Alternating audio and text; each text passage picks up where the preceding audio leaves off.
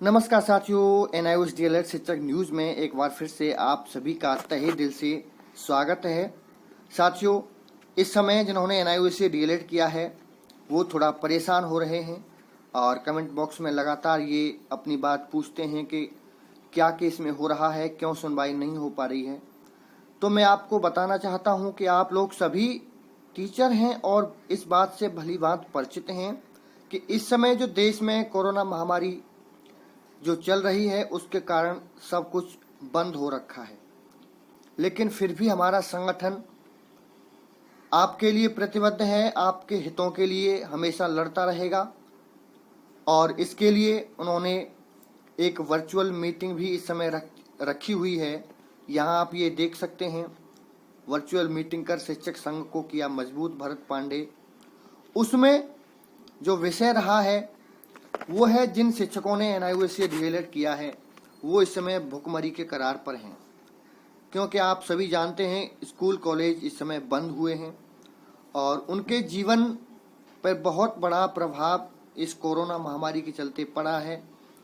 तो हमारे जो भरत प्रसाद पांडे जी हैं, जो सीनियर शिक्षक हैं और संगठन के सहयोगी भी हैं, उन्होंने ये मुद्दा उठाया है कि सरकार ये उन पर नज़र करे जिन्होंने एनआईओएस से डीएलएड किया है, प्राइवेट टीचर हैं, और उनको कुछ न कुछ मानदेय के रूप में उनको राशि प्रदान की जाए।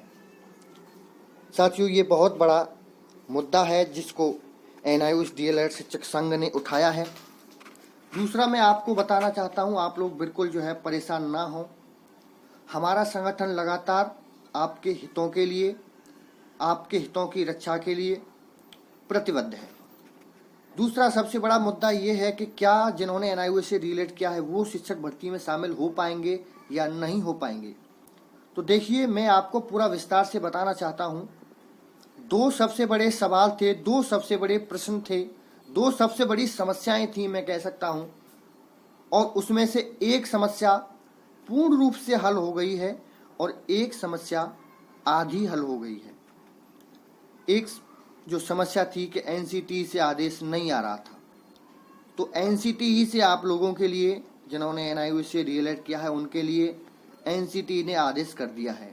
तो ये सबसे बड़ा जो एक मुद्दा बना हुआ था कि एनसीटी आदेश नहीं कर रही है और एनसीटी का आदेश सर्वमान्य होता है, तो एनसीटी ने ये आदेश कर दिया है कि जिन्होंने एनआईओएस से डीएलएड किया है वो शिक्षक भर्ती में शामिल हो सकते हैं।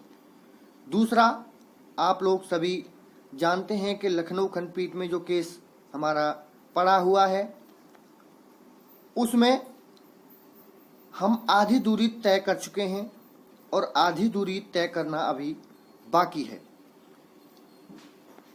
अब दूसरी तरफ हम सरकार की माने तो सरकार को अपनी बेसिक नियमावली में परिवर्तन करना पड़ेगा। इसके लिए चाहे वो स्वयं परिवर्तन कर ले या फिर कोर्ट के आर्डर से परिवर्तन करे। कुल मिला के बात यह है कि जिन्होंने एनआईओएस से डीएलएड किया है वो शिक्षक भर्ती में हर हाल में शामिल हो पाएंगे, लेकिन कोरोना महामारी के चलते इस समय सब कुछ यहाँ पर बंद है। आप लोग थोड़ा अपनी सक्रियता को दिखाइए, ट्विटर के माध्यम से, सोशल मीडिया के माध्यम से, संगठन से मिलकर, क्योंकि मैं इस समय देख रहा हूँ सभी व्हाट्सएप ग्रुप में कुछ भी एनआईओएस से डीएलएड से संबंधित यहाँ पर नहीं दिया जा रहा है। तो ये बड़ा दुख की बात है। आप लोग सक्रिय रहिए, सोशल मीडिया के माध्यम से सक्रिय रहिए, संगठन के जो हमारे शीर्ष अधिकारी हैं उनसे बात करते रहिए, उनसे अपनी बात को रखते रहिए, कुछ सुझाव उनको देते रहिए, कुछ सुझाव उनसे लेते रहिए और खुश रहिए। धन्यवाद, नमस्कार।